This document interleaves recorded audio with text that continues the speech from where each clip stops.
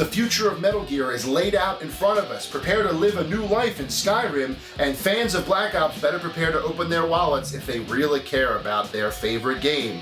All of this and a Wii U launch date leak? Today on The Grill. Let's do it, baby.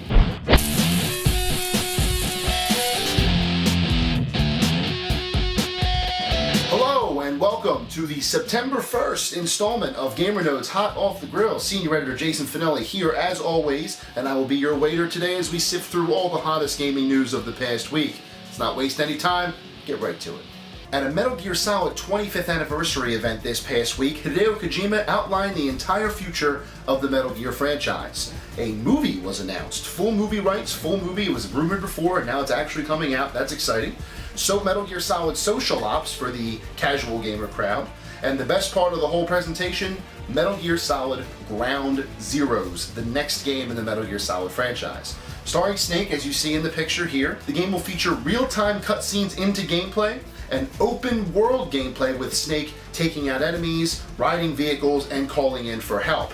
I don't know about you, but open world Snake is a good idea. The game's always had a bit of an open world feel to them anyway, but if this takes a more Assassin's Creed or Grand Theft Auto approach, where missions are on different places of a huge Fallout-sized map, count me in. Snake, I missed you, and here's to another 25 years.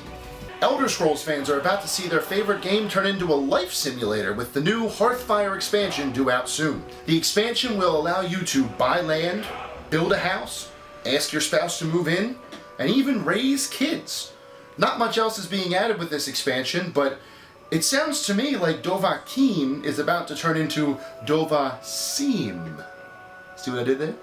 Now, I'm not sure if this is what Elder Scrolls fans actually want, The Sims in Skyrim, but it does add a new reason to play Skyrim as if you needed any more. We'll see what happens when the expansion actually comes out, but I'm still waiting for the unlocked Morrowind and Oblivion maps. Thank you very much. Usually on Tap, we preview the upcoming releases for the following Tuesday. So for September 1st, we would talk about September 4th. But with Far Cry 3's delay to December 4th, all we have to look forward to is Zen Pinball 2 on the Vita. So I'm going to take this time not to talk about something that's coming out, but to talk about something that just came out that you need to be playing. Those frosty mugs are still good for this week's On Tap. The Walking Dead, Telltale's episodic series chronicling Robert Kirkman's fantastic comic book series.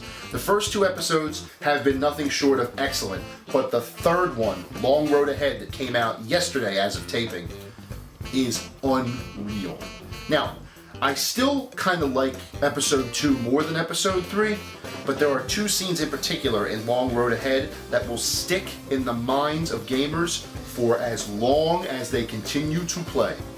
If you have been playing Telltale's series, there is no reason not to pick up Long Road Ahead right now. Go, do it. At the GameStop Managers Expo in San Antonio this week, Activision announced the Collectors Editions for Call of Duty Black Ops 2. Prepare to spend money.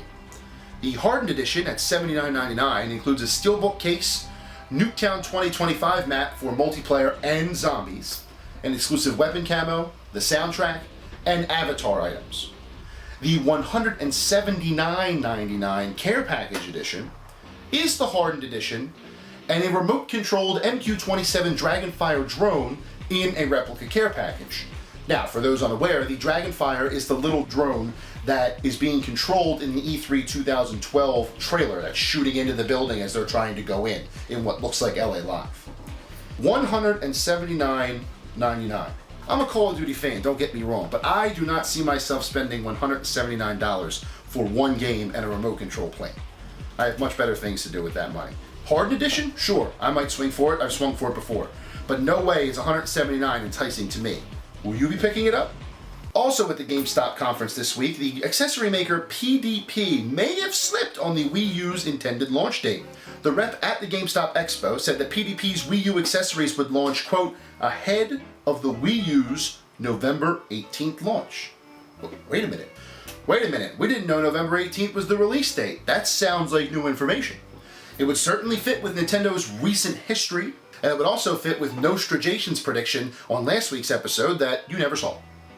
November 18th, $300 for those unaware. There is no official date from Nintendo, but on September 13th at their event in New York City, we'll probably get that information.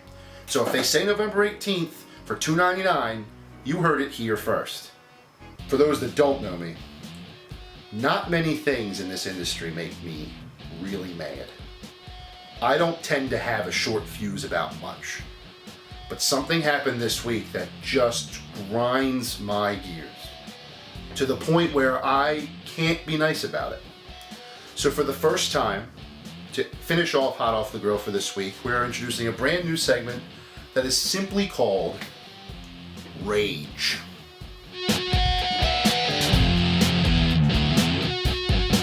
What is the subject of my ire? Well, that's simple.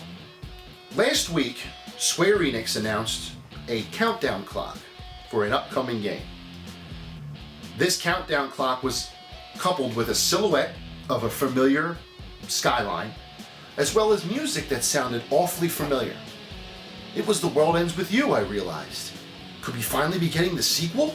A 3DS sequel? They were just featured in the Kingdom Hearts 3D game, so people are familiar with them now. And then the countdown clock ended.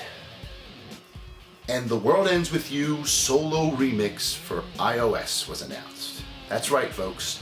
iPhone and iPad got The World Ends With You. Which is fine. I'm alright with that.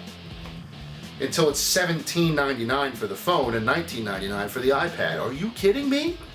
A 3-year-old RPG game you're trying to sell with no physical copy for the same price as the physical copy. It's bad enough that you teased us. Well, I guess you didn't really tease it, but it's bad enough that you got people's hopes up for a sequel with a countdown clock for an iOS port. But now you're going to charge normal price for that iOS port? And no, it doesn't help that so far reviews for this iOS port have been good.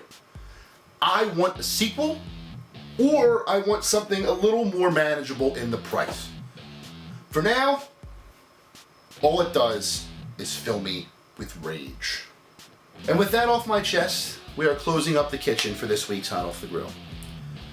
I am taking a week off next week, I'm sorry, but I'm kind of getting married, so I have to. I'll probably be back next week with all the information you could muster, and I'll try and cover PAX then too. But until then, stay hungry, my friends, and as always, thank you for watching.